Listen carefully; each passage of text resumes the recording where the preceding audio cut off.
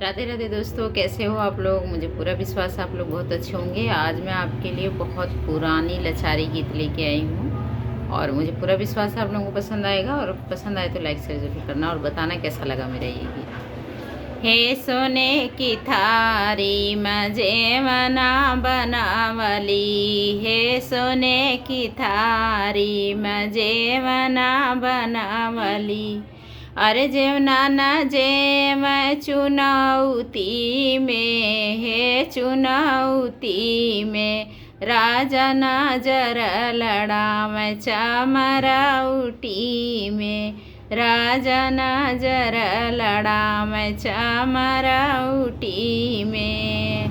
जजरे गेड़ुआवा गंगा हो जल पानी, जजरे गेड़ुआवा गंगा हो जल पानी।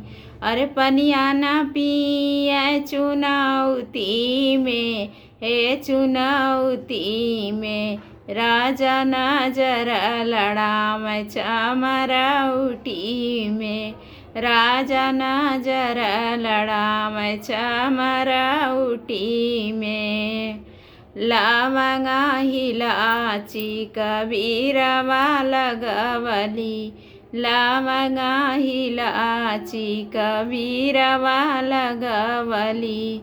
अरे बीरवा न कूच चुनौती में, हे चुनौती में राजा नजर लड़ाव चमरौटी में, राजा नजर लड़ाव चमरौटी में।